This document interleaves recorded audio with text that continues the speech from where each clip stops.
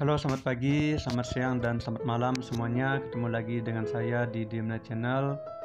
Pada video kali ini kita akan belajar bagaimana cara kita menjawab soal dengan mudah, soal bahasa Inggris dengan mudah, terutama soal yang berupa pilihan ganda.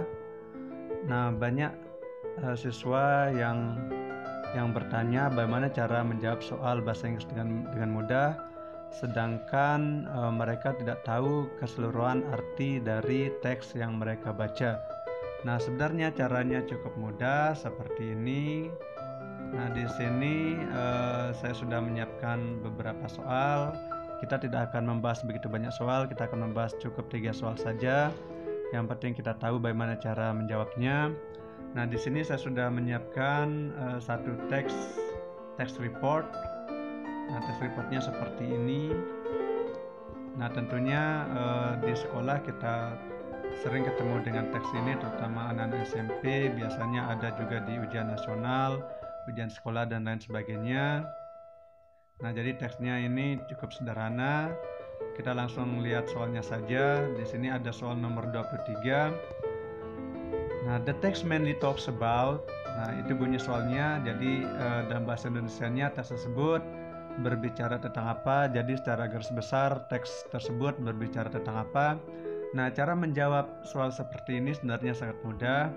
Nah, kita lihat di paragraf pertama. Di paragraf pertama di sini yang dibahas di sana ada kata butterflies. Nah, jadi tentunya di paragraf pertama ini yang dibahas adalah tentang kupu-kupu, tentang butterflies. Nah, kemudian kita lihat paragraf kedua. Paragraf kedua yang dibahas di sana, the life of butterflies is closely connected to flowering plants. Nah, di sana juga ada kata butterflies. Nah, jadi yang kedua di sini tentunya membahas tentang butterflies juga, tentang kupu-kupu juga. Nah, selanjutnya kita lihat di paragraf ketiga. Nah, di paragraf ketiga juga di sana ada kata butterflies.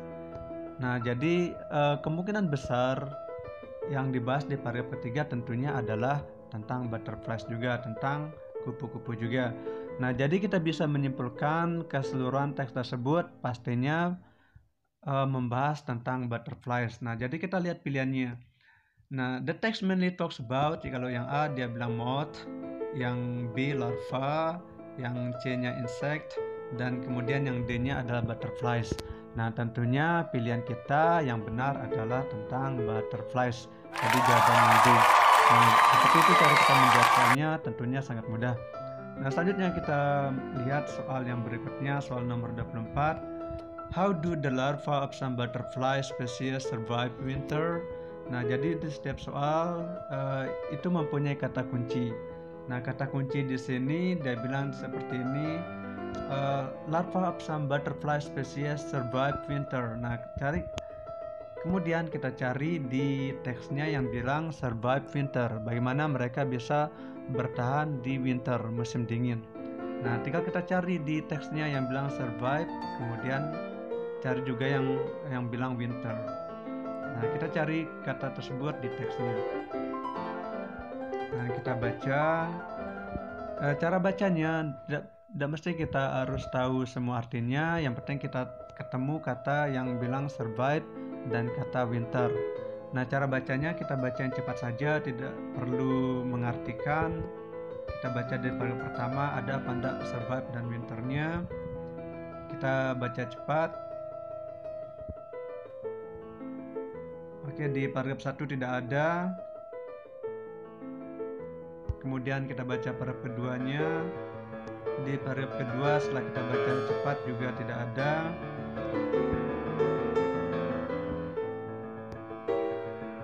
Nah, kemudian kita baca paragraf ketiga. Di sini di paragraf ketiga kita ketemu ini. Kita lihat di paragraf ketiganya.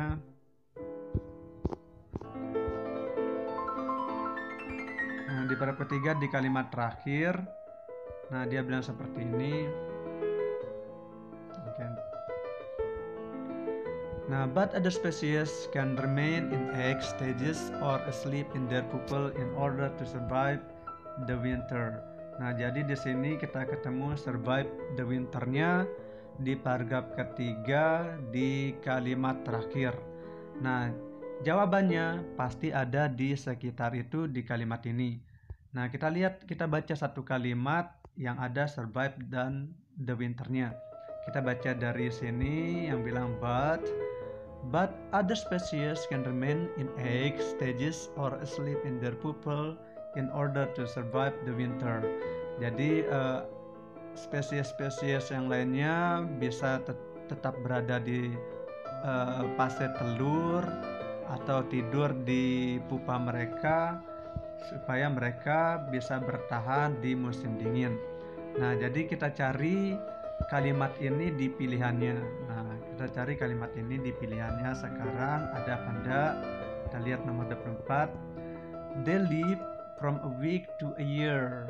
Nah, di kalimat tadi tidak ada, berarti bukan yang A. Kemudian yang B, they remain asleep in their pupa.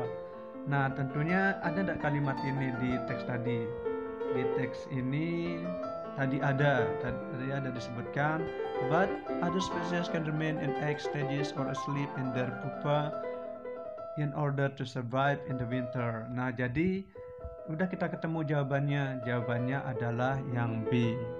Yang A salah, yang C juga salah disebutkan tadi, yang D juga tidak ada.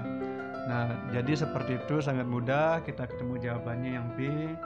Nah, selanjutnya kita lihat soal yang berikutnya, soal nomor 25. What do butterflies evolve from?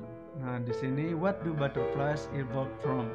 Nah, kata kuncinya, terlebih dahulu kita harus cari kata kuncinya yang akan kita cari di teksnya.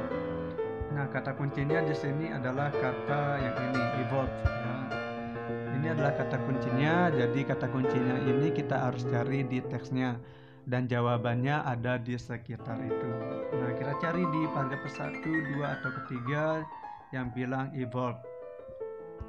Nah, kita mulai dari sini. Butterflies are they flying insects of the order Lepidoptera. They are grouped together in the suborder. Anda ada di sana. Kemudian di kalimat keduanya dia bilang di sini, butterflies are closely related to moths from which they evolve. Nah, di sini kita ketemu. Nah, jadi di sini di paragraf 1 kalimat kedua kita ketemu kata evolve yang ini. Nah, jadi jawabannya pasti akan ada di sekitar sini. Kita blok yang satu kalimat ini. Dia bilang sini, butterflies are closely related to moths from which they evolve. Nah, jawabannya kalimat yang ini kita lihat pilihannya sekarang. Yang nomor 25, what do butterflies evolve from?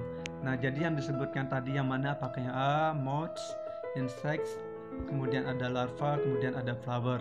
Nah, tentunya di kalimat tadi yang disebutkan adalah yang A. Jadi jawabannya adalah moths, ya. Nah, jadi seperti itu cara kita menjawab soal bahasa Inggris.